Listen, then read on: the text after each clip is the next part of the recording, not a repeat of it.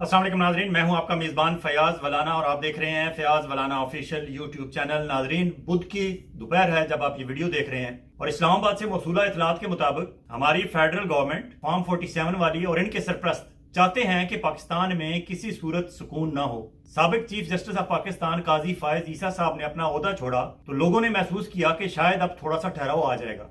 लेकिन शायद ये मंजूर नहीं। हमारे पिंडी वालों को स्पेशली, क्योंकि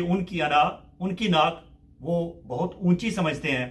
और वो ये अपनी नाकामी कि काजी फायज ईसा साहब को वो एक्सटेंशन ना दिलवा सके और लंदन प्लान के दूसरे किरदार मियां नवाज शरीफ साहब भी उनसे नाराज होकर वाशिंगटन डीसी आ गए। और यहाँ उनके साथ अमेरिका में क्या हो रहा है, लंदन में काजी साहब के साथ क्या हो रहा है, और तीसरे लंदन प्लान के किरदार राजा सिकंदर सुल्तान साहब अपनी जेब में इस्तीफा लिए फिर रहे हैं। इस सारी सूरत हाल में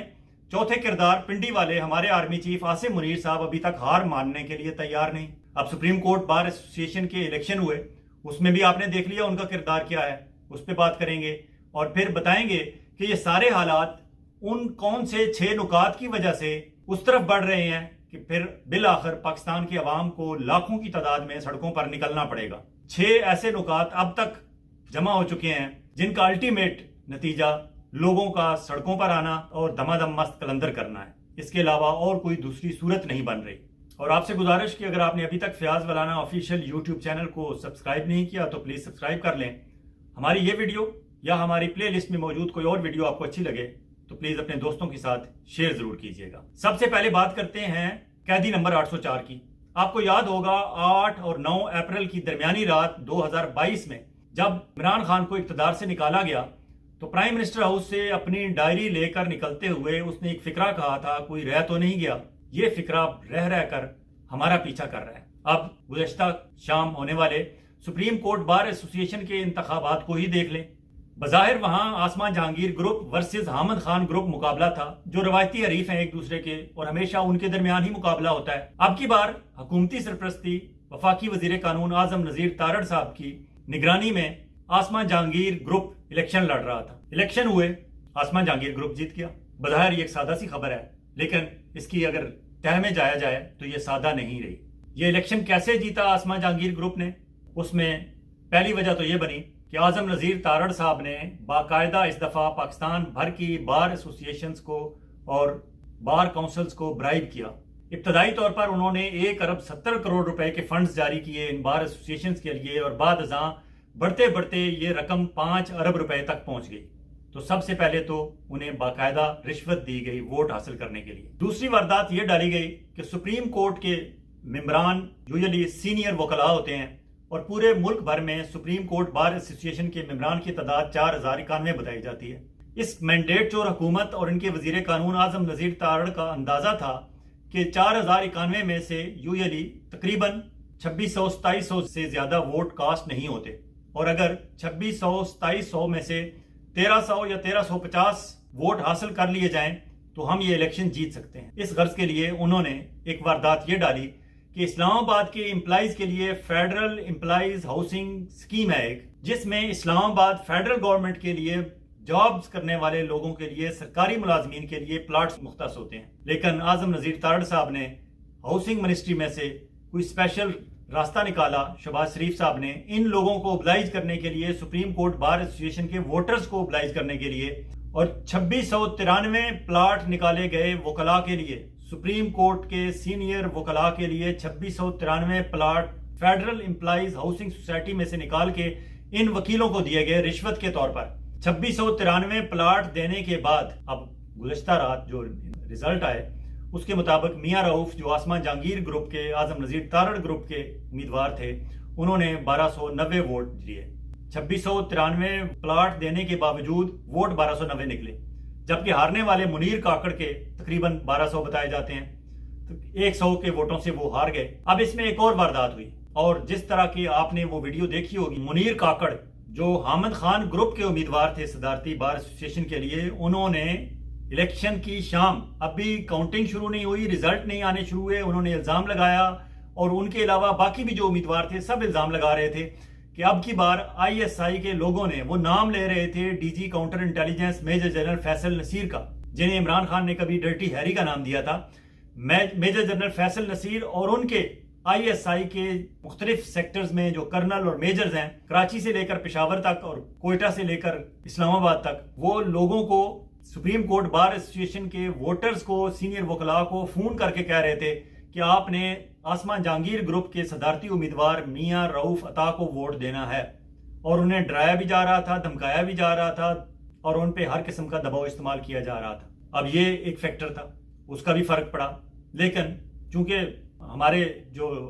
ISI کے لوگ ہیں، آرمی والے لوگ ہیں، وہ ذرا ناک کی سیدھ پہ چلنے والے ہوتے ہیں، اسٹریٹ فارورڈ ہوتے ہیں، انہیں صرف اتنا بتایا گیا تھا کہ آپ نے صدر کے لیے لوگوں کو ووٹ دینے کے لیے مجبور کرنا ہے۔ سیکٹری بتانا بھول گئے تھے کہ سیکٹری کا ایک عہدہ بھی ہوتا ہے اور اس کے لیے بھی ووٹ مانگنا ہے یا ڈرانا دھمکانا ہے اور لوگوں کو مجبور کرنا ہے کہ آپ نے سیکٹری کے لیے بھی ووٹ آسمان جہانگیر گروپ کو ہی دینا ہے۔ یہ بات بتانے والے بھول گئے، انہوں نے آگے کہا نہیں،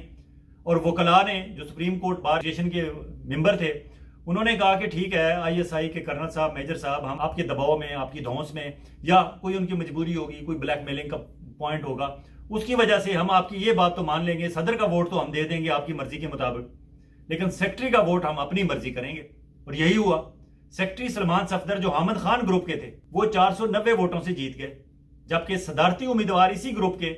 تقریباً 100 ووٹوں سے ہار گئے۔ تو یوں ان کی واردات پکڑی گئی۔ چلیں، الیکشن کا دن گزر گیا، آسمان جہانگیر گروپ کے لوگ جنہوں نے آسمان جہانگیر کے نام پہ سیاست کی، اور آسمان جہانگیر وہ خاتون ہیں کہ اپنی زندگی میں ہمیشہ وہ ملٹری اسٹیبلشمنٹ کے سامنے کھڑی رہیں اور ایک توانا آواز بن کر ابھری۔ ان کی پہچان ہی یہ تھی کہ وہ ڈکٹیٹرشپ کے خلاف، ملٹری اسٹیبلشمنٹ کے خلاف اور دھونس دھاندلی کے خلاف کھڑی ہوتی تھیں اور آخری حد تک جاتی تھیں۔ لیکن اب ان کے نام پر سیاست کرنے والوں نے یہ ریکارڈ بھی قائم کر دیا کہ انہوں نے ISI کے میجر اور کرنلز کے کہنے پہ ووٹ کاسٹ کرنے تھے۔ چلیں، عمران خان قیدی نمبر 804 جیل میں بیٹھ کے پوچھتا ہوگا کوئی رہ تو نہیں گیا جو اب تک بے نقاب نہ ہوا ہو، کیونکہ اس سے پہلے آپ نے دیکھا 26ویں آئینی ترمیم ہو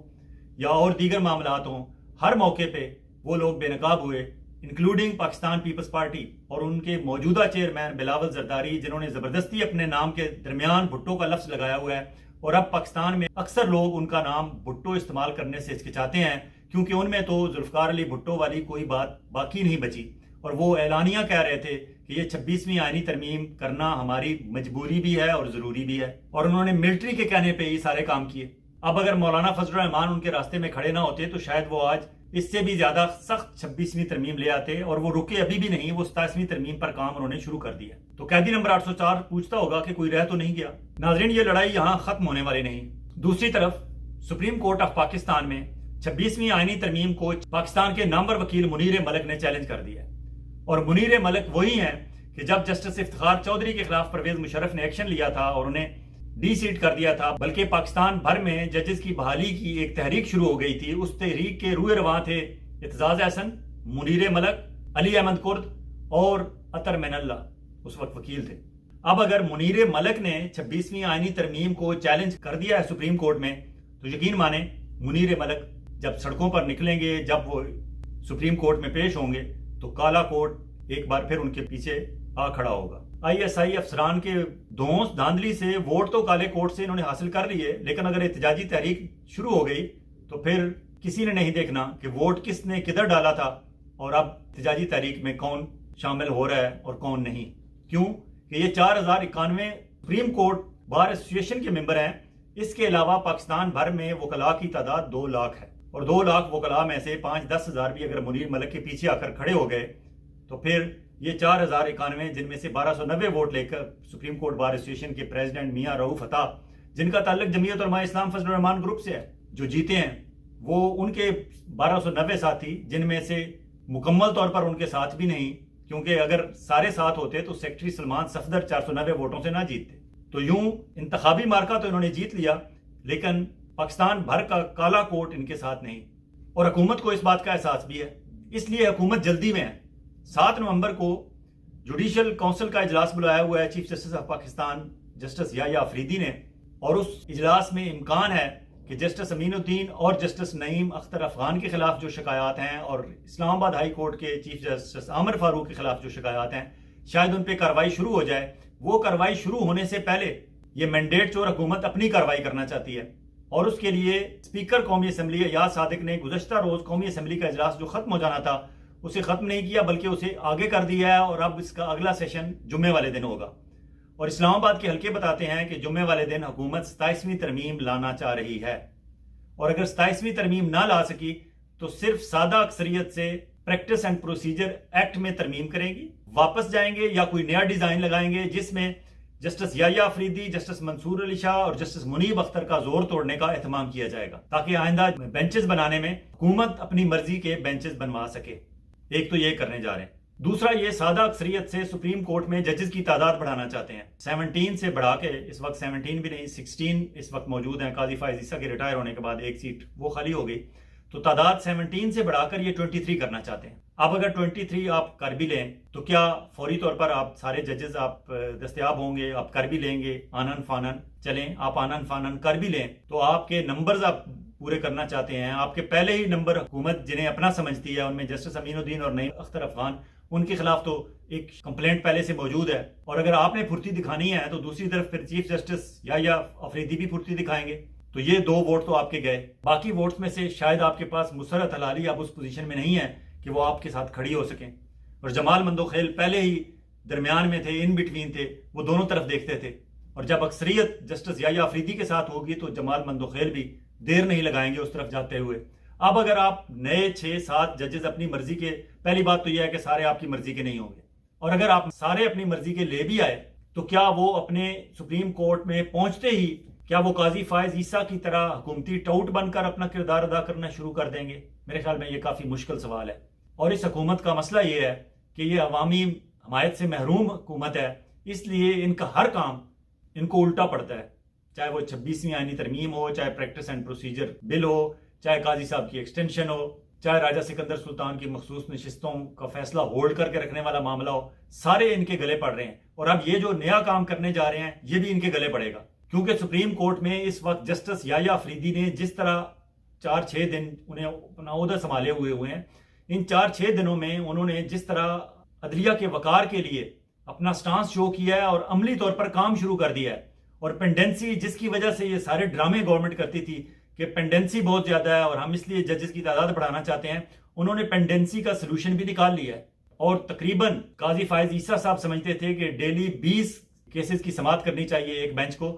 جسٹس یحییٰ آفریدی نے 30 ڈیلی کے حساب سے لگا دیے ہیں کیسز ہر بینچ میں، اور بینچز بھی 2 رکنی بنائے ہیں، زیادہ صرف 2 بینچز 3 رکنی بنائے ہیں، باقی سارے بینچز 2 رکنی بنائے ہیں انہوں نے، اور ہر بینچ کو 30 کیسز دے دیے ہیں۔ اب اگر یہ 30 کیسز 7-8 بینچ جو بنائے ہیں ڈیلی اگر ان کی ہیئرنگ کریں گے تو ایک ہفتے میں اچھے خاصے کیسز نکل جائیں گے، اور انہوں نے شارٹ ٹرم جو پلان بنایا ہے وہ 1 مہینے کا بنایا ہے، اور اگلا اجلاس ان کا ہونا ہے 2 ستمبر کو فل کورٹ اجلاس، اور اس میں پھر یہ نمبر دیکھیں گے، اس لیے پینڈنسی ایشو نہیں ہے، صرف حکومت کا مسئلہ یہ ہے کہ وہ اپنی مرضی کے لوگ بھیجنا چاہتے ہیں۔ اب مرضی کے لوگ کہاں سے آئیں گے؟ سارے قاضی فائز عیسیٰ تو نہیں ہوتے، ہاں ایک صورت ہو سکتی ہے اگر میاں نواز شریف صاحب کو گاؤن پہنا کے آپ سپریم کورٹ میں بھیج دیں تو شاید آپ مرضی کا فیصلہ لے سکیں، ادروائز تو کوئی صورت نہیں ہے۔ اور پھر اگر آپ اس طرح آپ نے دھونس دھاندلی جاری رکھی تو کیا پاکستان بھر کے وکلاء جو دیکھ رہے ہیں کہ عدلیہ اپنے پاؤں پر کھڑا ہونا چاہتی ہے اور یہ مینڈیٹ چور حکومت اور ان کے سرپرست ملٹری اسٹیبلشمنٹ والے انہیں کھڑا نہیں ہونے دے رہے، تو کالا کوٹ پھر ججز کے پیچھے آ کر کھڑا ہونے میں دیر نہیں لگائے گا۔